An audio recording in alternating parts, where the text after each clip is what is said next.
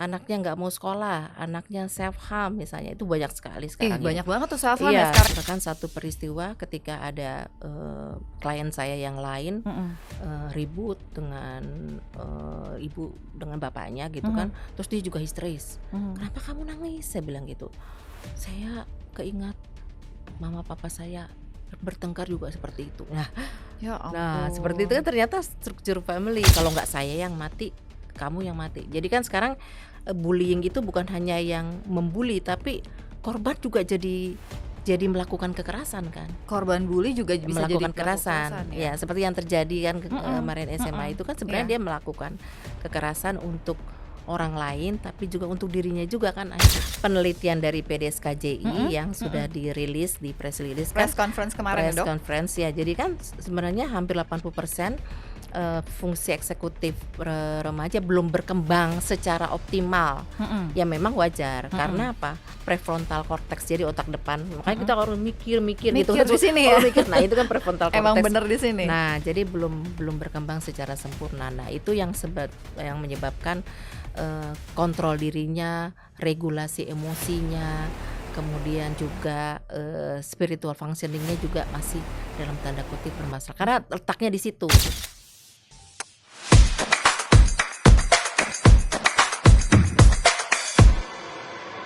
Akhir-akhir ini meresahkan banget, banyak pemberitaan seputar anak remaja yang berkaitan dengan kasus bullying lah, perilaku kekerasan, ada yang sampai menghilangkan nyawa orang tuanya, sampai melakukan tindak kekerasan yang di luar nalar. Ini fenomena apa ya? Kayaknya kita harus bahas ini. Dan hi people, di Hype Talk The Podcast kali ini bersama saya Dr. Vivi Syarif, saya mengundang seorang ahli psikiater anak remaja yang akan menjadi narasumber kita untuk membahas topik ini seputar anak remaja yang akhir-akhir ini agak meresahkan ya. Saya mengundang Dr. Suzy Yusnadewi. Halo dok. Halo juga. Apa kabar dok? Alhamdulillah. Alhamdulillah. Di tengah kesibukan ya dok, dokter meluangkan waktu untuk datang ke podcast. Thank you banget. Ya, terima kasih juga udah diundang. Sama-sama dok, thank you. Dok, ini meresahkan banget akhir-akhir ini, banyak fenomena ya. Anak remaja kok melakukan perilaku yang kayaknya di luar nalar gitu. Sampai menghilangkan nyawa orang tua lah, ada pemboman lah dan sebagainya. Ini apa sih dok, fenomena apa nih kayak begini? Ya, jadi ini adalah kondisi psikologis ya anak-anak zaman sekarang ya, Gen Z. Gen Z.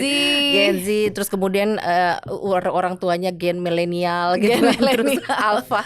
Ya, Belum jadi lagi gen alpha. sebentar lagi gen beta. Nah, Waduh. jadi lebih parah lagi yang mereka akan berhadapan dengan AI, saingannya adalah AI. AI Jadi benar banget. ya, jadi ini adalah fenomena yang memang setelah pandemi sebenarnya, setelah pandemi makin berkembang banyak yang orang-orang yang atau anak-anak yang mengalami sepertinya kesehatan mental yang bermasalah.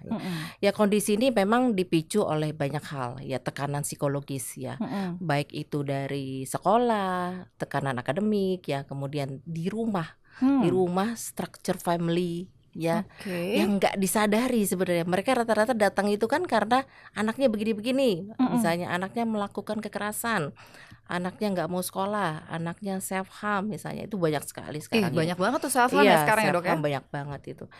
Dan kok belajar dari mana sih mereka gitu kan? Ya memang sebagian bilang kalau mereka punya teman di media sosial, jadi digital ini sangat berperan penting. Tapi sebagian lagi merasa mereka nggak ada dari situ kok katanya. Nah dari mana? Nah, gitu dari lah, mana ide nih? itu gitu ya. Iya. Kok bisa kayak gitu? Tapi sekarang memang lagi banyak. Nah memang ini sekarang intinya adalah mereka mencari pemuasan segera. Pemuasan segera. Jadi karena hambatan dalam atau inhibisi kontrol ya, kontrol diri gitu emang loh. anak zaman dulu ya, maksudnya mungkin entah boomers atau Gen X emang nggak kayak gitu dok, masa anak-anak? Ya karena mereka nggak ada media sosial. belum Mereka zamannya ya. Mereka kalau berantem beneran beneran, guling-gulingan di tanah ya. Terus musuh-musuhan di situ. Kalau ini enggak, media sosial, mainnya di media medsos. sosial. Mereka bisa loh depresi dikarenakan media sosial, dikata-katain, dibullying karena media sosial, punya pacar dari media sosial, Semua virtual ya? Semua virtual.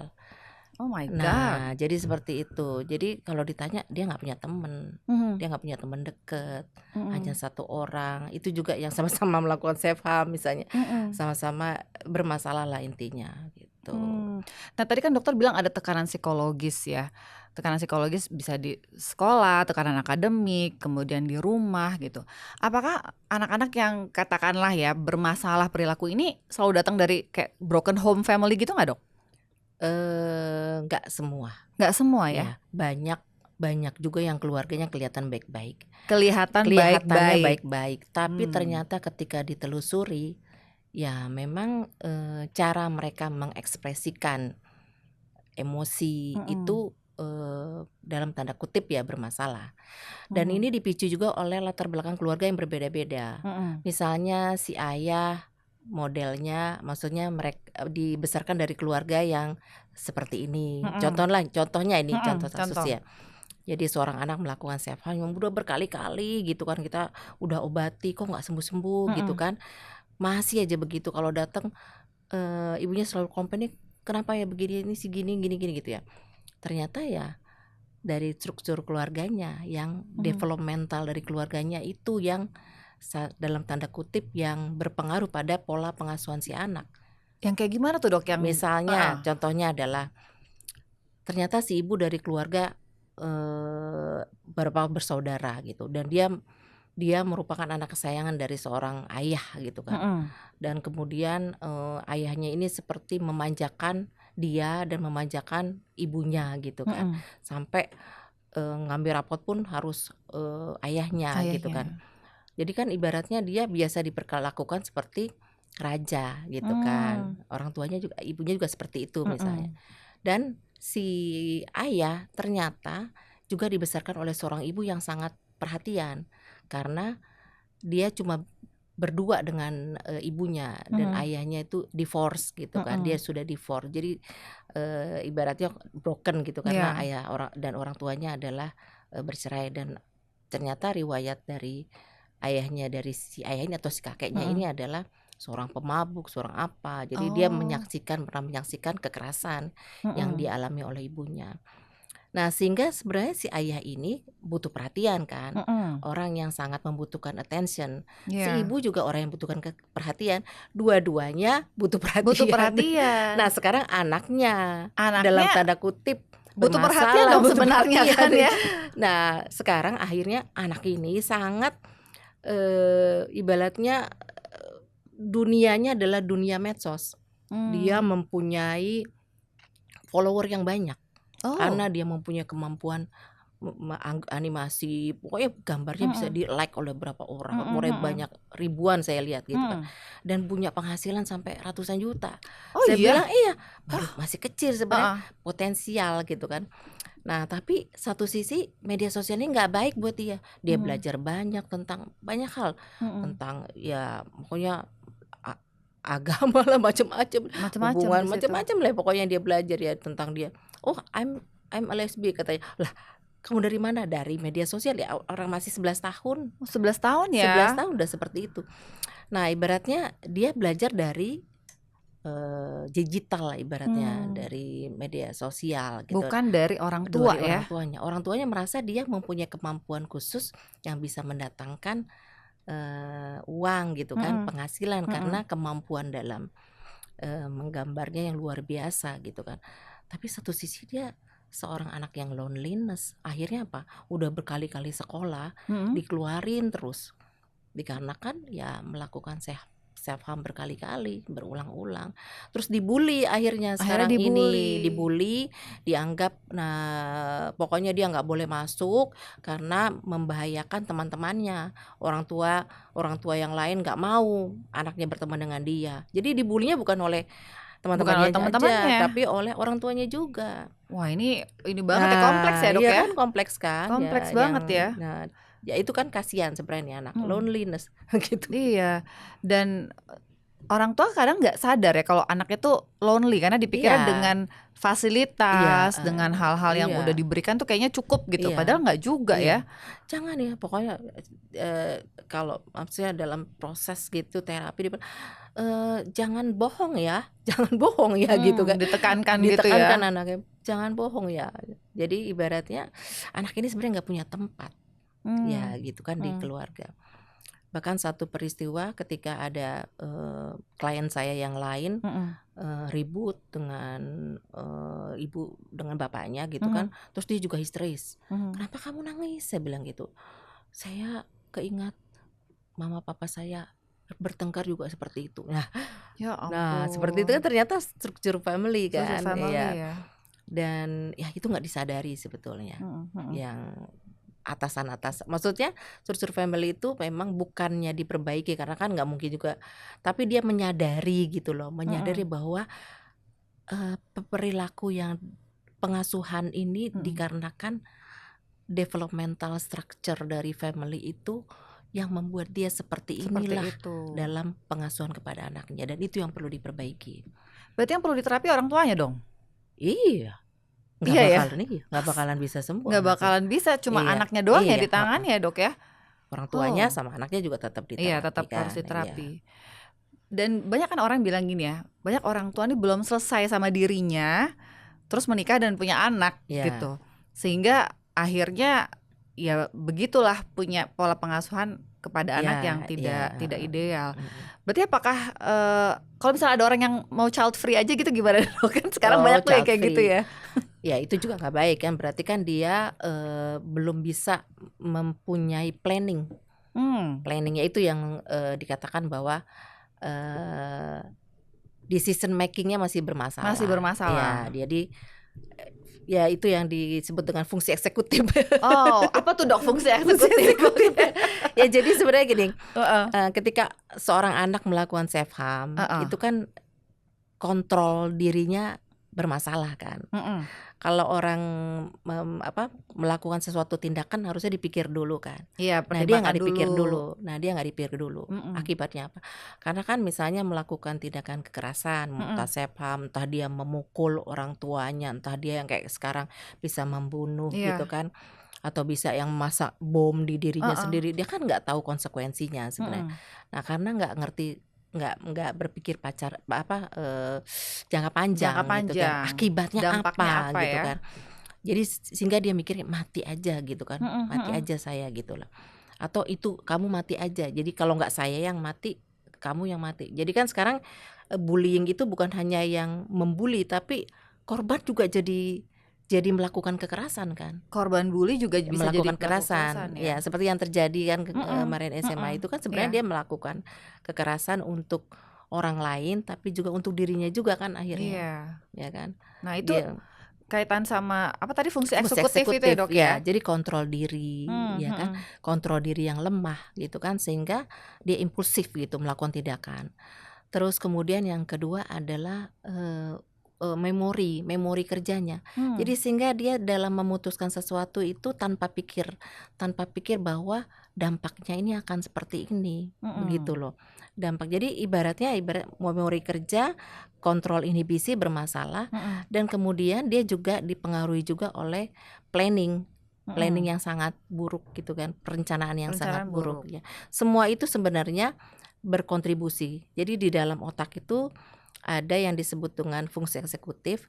Jadi ibaratnya sebagai dirijen. Jadi dirijen itu mengatur dirjen, jadi dia ngatur gitu loh. Okay. Atau CEO lah. Kalau itunya nggak benar, nah dia melakukan tindakan-tindakan itu. Nah inilah yang sebenarnya perlu kita latih anak-anak ini. Biar jadi, bagus ya. Jadi bukan dimarahin misalnya, jangan saya paham ya, jangan, nggak gitu. Karena jadi, disuruh jangan pun tetap dilakuin. Nah itu kan, kontrol dirinya masih buruk. Kalau anak-anak yang lain yang kontrol dirinya bagus, yang eksekutif functionnya bagus, walaupun keluarganya seperti ini bermasalah structure family, tapi dia kalau fungsi eksekutifnya bagus, dia kan mikir-mikir mau melakukan tindakan. Dia timbang-timbang dulu. Dia akan cari alternatif kan. Nah ini enggak. Tambah lagi spiritual functioning. Ya, kayak gimana tuh dok? Spiritual functioning itu jadi makna diri, hope kan harapan kehidupan, kepasrahan, meaning life, apa maksudnya arti kehidupan buat saya. Nah itu kosong, udah. Jadi ibaratnya fungsi eksekutifnya jadi Makin tambah buruk berat, ya, tambah ya, berat ya. heeh. Nah, spiritual functioning itu anak-anak tuh pasti dapat dari orang tua atau Ya, dari mana tuh mereka bisa ya dapatnya? sebenarnya ya itu tadi, spiritual functioning itu bukan, bukan semata-mata religius ya, tapi Mhm, bagaimana dia memaknai sesuatu gitu loh, mhm, memaknai sesuatu sehingga, eee, dia merasa bahwa hidup ini bermakna buat dia gitu. Nah itu ada yang kurang itu yang kurang ya? kurang. Jadi ibaratnya sekarang ini walaupun ya tadi yang, kok bisa ya anak yang bagus gitu, Mhm. berprestasi, religius, tapi dia bisa melakukan tindakan itu. Karena dia spiritual functioning-nya nggak nggak Nggak jalan, jalan, ya makna ya, makna maknanya, hidupnya. heeh. Jadi nggak bisa lihat bahwa, oh ini anak sebenarnya dia, maksudnya berprestasi, Iya, cerdas, dia iya, mungkin, agamanya bagus, iya, nilai-nilai pelajaran agama, ternyata masih bisa melakukan perilaku-perilaku iya, kekerasan karena tadi ya, karena makna makna makna spiritual, fungsional spiritualnya. spiritualnya tuh tidak berjalan dengan baik Mhm, mhm. gitu. Dok, ngelatihnya gimana nih anak-anak biar fungsi eksekutifnya bagus, biar mereka bisa punya kontrol Iya, diri? jadi, fungsi eksekutif itu sebenarnya bisa dilatih Mhm, dengan disiplin ya kan, terus mhm, kemudian bagaimana mereka melakukan perencanaan, mhm, kemudian jangan terlalu banyak ngatur gitu orang mhm. tua kan. Orang tuanya? Ya Oke. kan kita biasanya kita tuh orang tua biasanya kayak Serba tiger, ngatur. banyaknya tiger. Mmm, Lihat kan tiger apa tuh tiger, macan? macan. Macan? Macan itu kan kalau anaknya jalan kan susu sini, gitu kan. Oh iya, nggak Beda boleh dengan melenceng dikit? nggak boleh melenceng Heeh. beda dengan lumba-lumba. Kalau lumba-lumba kan anaknya ke sini ikut ikut ikut gitu kan. Oh. Jadi kan yang pelaus yang baik itu adalah yang, dolphin Oh, ibaratnya, lumba-lumba ya? lumba-lumba. Jadi Oh, jangan kita, memang orang tua tuh banyaknya ini tiger, tiger ya? karena sangat permisif, ya. Apalagi kalau lagi marah udah kayak Iya, macan iya. semua tuh. Kalau dulu kan kita cuma tahu kalau orang tuanya otoriter, pasti anaknya, gangguan lah gitu. Mhm, Ternyata enggak, anaknya yang terlalu orang tua yang terlalu overprotective, heeh, itu berpengaruh. berpengaruh. Mhm. Tapi orang dulu suka bilang gini, "Ah, saya dulu juga sama orang tua saya ada yang pakai ikat pinggang lah, ada yang Iya, ini," tapi sukses-sukses aja. Itu iya, itu gimana tuh, Dok? iya, karena kan mereka mengartikan bahwa, sahabatan mereka bermaksud baik gitu loh. Oh, Misalnya jadi kita sahabat, pemaknaannya iya, ya? karena dulu saya juga guru saya tuh suka nabok pakai penggaris Penggaris gitu ya ya, zaman dulu, tapi kita kan aduh. nggak ada yang sakit hati kan, Iya. sakit hatinya cuman di dalam hati aja Apa karena udah. kita nggak tahu ya itu? Tapi memang Iya. ya, kita nggak, kalau misalnya masalah kan langsung ngomong ya, Mhm. langsung, terus kita banyak bermain Banyak banyak bermain main, kan banyak ya dengan teman, komunikasi ya? banyak komunikasi. Kalau sekarang kan mereka langsung ke gadget. Nah, ke Mhm. gadget itu yang dia mencari, bagaimana caranya menghilangkan kesalahan ini kan ya, jadinya kan dapat yang, Yang negatif gitu ya, heeh, negatif-negatif. gitu. Jadi kalau sebenarnya sikap kita terhadap gadget ini gimana sih, Dok? Terutama untuk anak ya, anak Mmm, remaja, karena mereka kan emang dunianya di situ. Belajar juga kadang tugasnya dari situ kan, Dok ya. iya. Nah itu gimana? Apakah dibatasin atau gimana? Iya, sebenarnya memang dibatasi. Batasin ya? Ya, kalau kita lihat di Australia, di Jepang kan sudah ada pembatasan-pembatasan. Mhm, mhm. Ya, memang harus kembali lagi, no gadget sih sebenarnya. Sebenarnya no gadget Ya, ya? no gadget ya. Jadi ya mereka tetap harus di pengawasan. Karena kan Mhm. ya itu kontrol inhibisi kontrol kan penelitian dari PDSKJI Mhm, yang sudah mhm. dirilis di press release kan, Press conference kemarin ya, press Dok? conference ya. Jadi kan sebenarnya hampir 80%, fungsi eksekutif remaja belum berkembang secara optimal. Mhm, Ya memang wajar, mhm, karena apa? Prefrontal cortex, jadi otak depan. Makanya kita mhm. harus mikir-mikir gitu Mikir kan, di sini ya? kalau mikir. Nah, itu kan prefrontal Emang cortex. bener di sini? Nah, jadi belum belum berkembang secara sempurna. Nah, itu yang yang menyebabkan, kontrol dirinya, regulasi emosinya, kemudian juga, spiritual functioning-nya juga masih dalam tanda kutip bermasalah. Karena letaknya di situ, Mmm, sama-sama letaknya di situ. oke. Nah, itu yang harus dilatih. Harus dilatih ya? Mhm.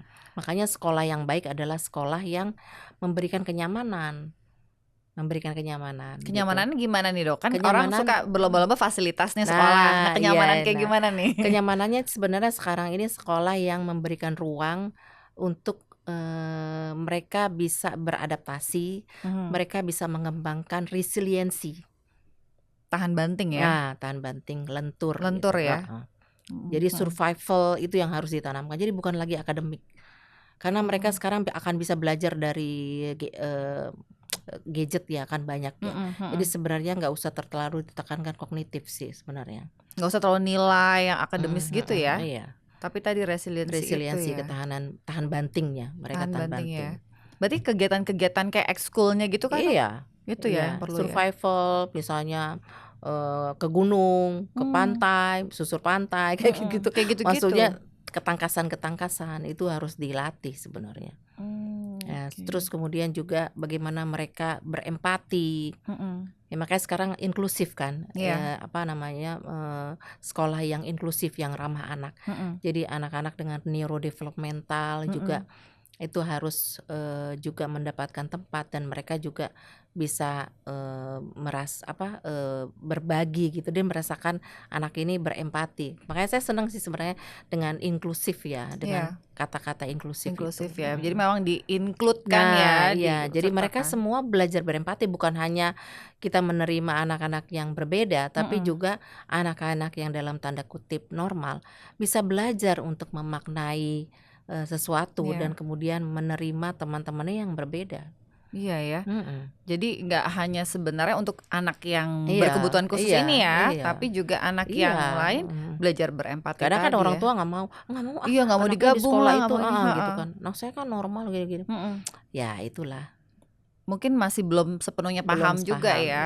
Ya itu makanya parenting, edukasi kepada orang tua itu penting ya, tentang pendidikan gitu ya. Iya. Tentang Nah tadi kan dokter menyebut nih anak-anak dengan neurodevelopmental disorder ya. Paling sering kan kita dengarnya autism gitu dok ya, terus ada ADHD gitu ya. Banyak yang nanya nih sebetulnya, kayaknya zaman dulu, zaman kakek nenek, zaman orang tua dulu jarang deh, kok sekarang banyak. Itu Ya. sekarang emang beneran banyak atau kayak baru terdeteksi atau gimana sih dok? Ya, jadi angka kejadian atau prevalensi makin banyak. Autisme itu sekarang hampir 1:36, banyak ya. Oh 1:36, kayak satu katanya. kelas berarti ada satu gitu ya, Iya, satu kelas sekolah ya. iya.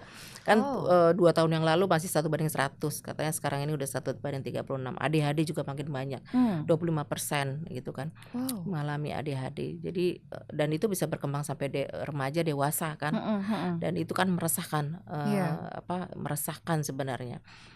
Jadi anak-anak seperti itu makin banyak, saya nggak tahu. Kita sebenarnya penyebab pastinya nggak tahu, penyebab pastinya.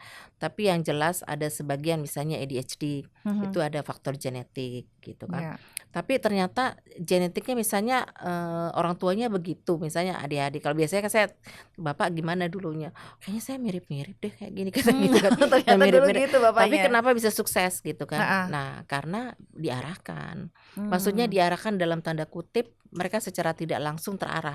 Nah kalau sekarang kan mereka larinya ke gadget. Gadget itu.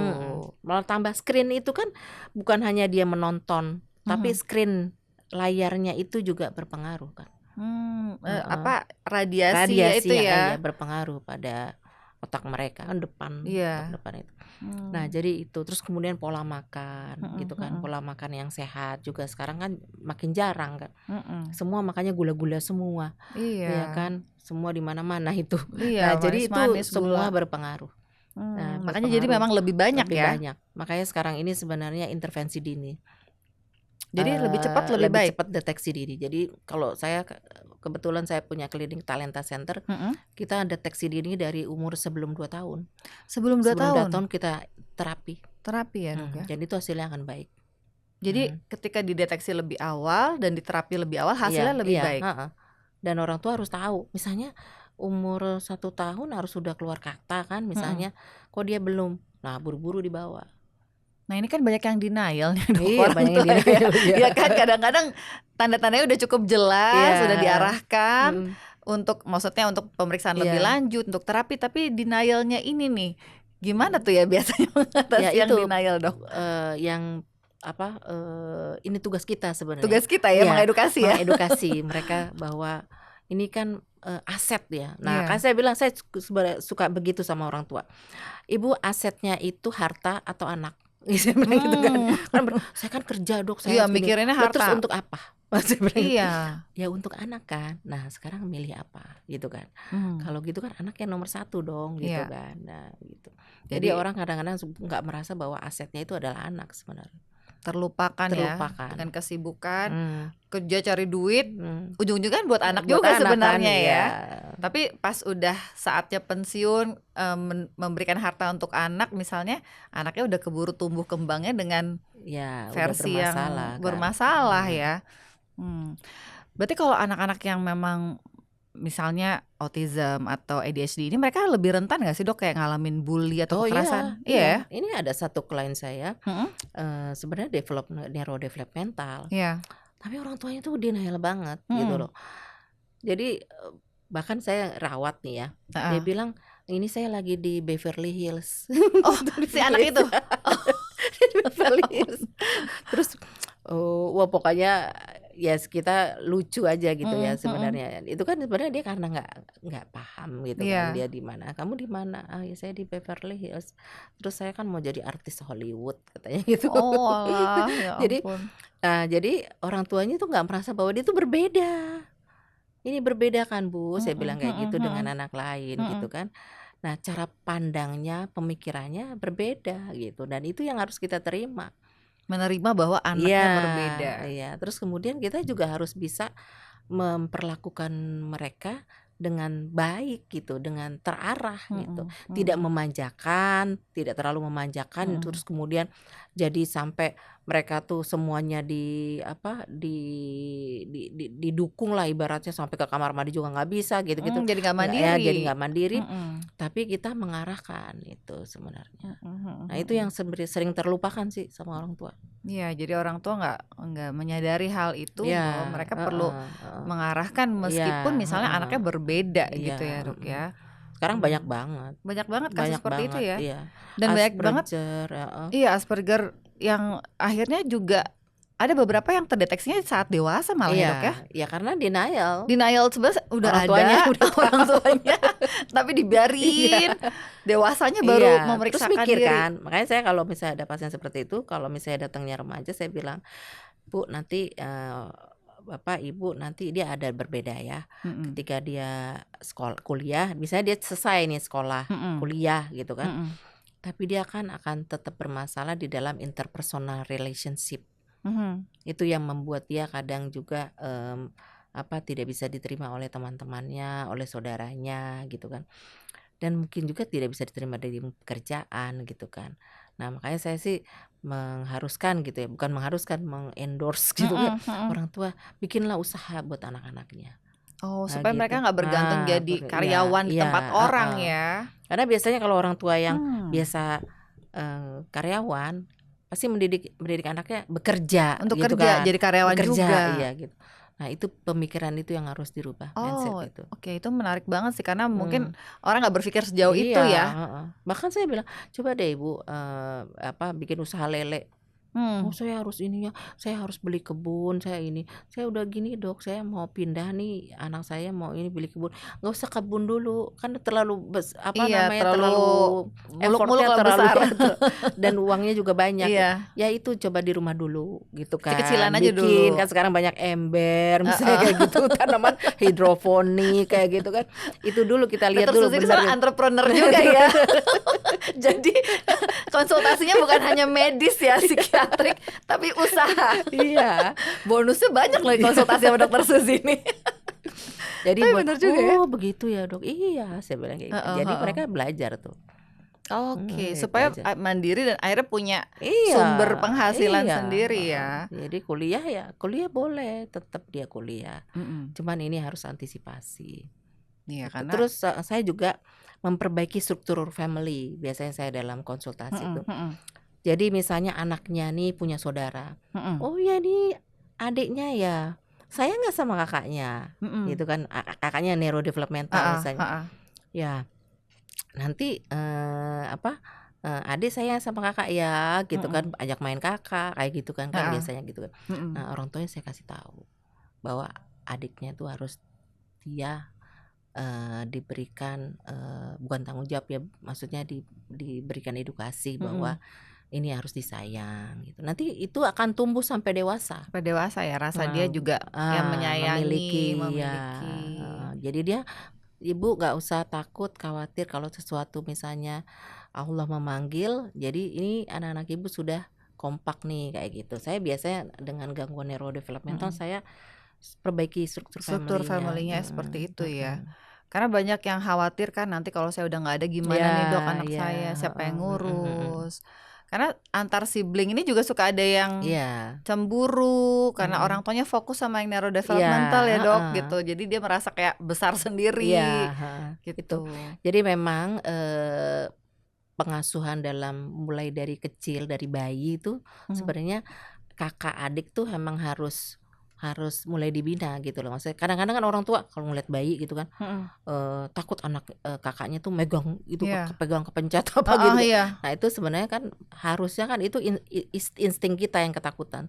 Sebenarnya anak ini punya insting juga yang kita juga harus pelan-pelan. Oh ya diciumnya jadi cium gitu sayang kan, sayang. Itu dari kecil tuh bisa sampai nenek-nenek itu sibling rivalry. Sampai nenek-nenek. Iya, saya punya pasien nenek-nenek sama nenek masih gitu sampai libut sama kakaknya. Astaga, karena dari kecil udah terbentuk kayak gitu dan ya. itu yang nggak disadari sama orang tua bahwa dia membedakan. Jadi sebenarnya yang bilang membedakan kasih sayang itu secara unconscious kan sebenarnya. Walaupun orang tua saya nggak bedain kasih sayang. Nah tapi kan anak merasakan perbedaan. Wah ternyata jadi orang tua itu tidak mudah ya dok ya. Sangat banyak PR-nya. PR banyak banget ya. Makanya kalau saya pasien satu nih kayaknya pasien saya jadi 3, 4.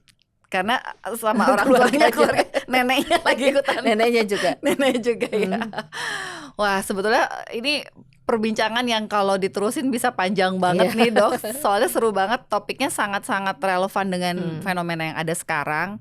Dan sepertinya memang isu-isu kesehatan mental, anak, remaja, pola pengasuhan itu jadi topik yang memang akan sangat dibutuhkan untuk dibahas ya dalam bentuk edukasi untuk masyarakat sebetulnya ya. Tapi karena keterbatasan waktu kita mungkin bahas nanti di berikutnya kalau dokter Susi ada waktu lagi. Sesuai dengan permintaan dari netizen mungkin ya mau dibahas apa yang lebih mendalam. Tapi sebelum kita akhiri podcast ini, mungkin dokter Susi mau ada kasih pesan buat orang tua atau buat masyarakat yang nonton, sekaligus misalnya mereka mau konsultasi atau mereka mau bisa jadi ya memeriksakan anaknya, mungkin dokter boleh share tempat praktek dokter, silakan dok. Ya, jadi intinya adalah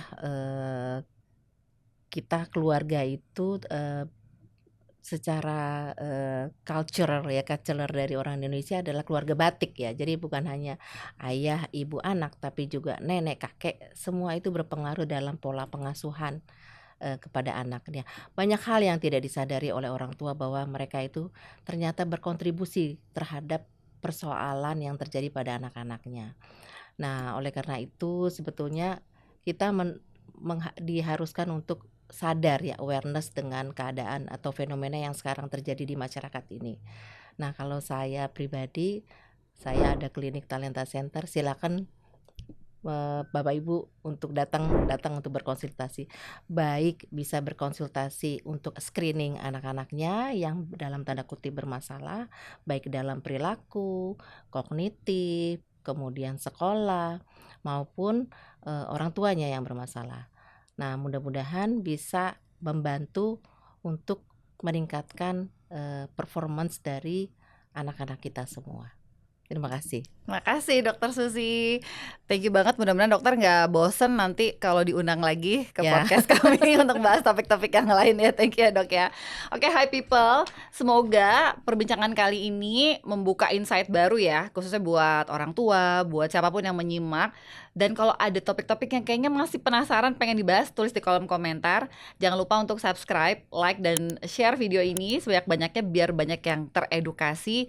Dan nantikan episode-episode berikutnya di Hype Talk The Podcast bersama saya Dr. Vivi Syarif. Sampai jumpa lagi, take care, bye-bye.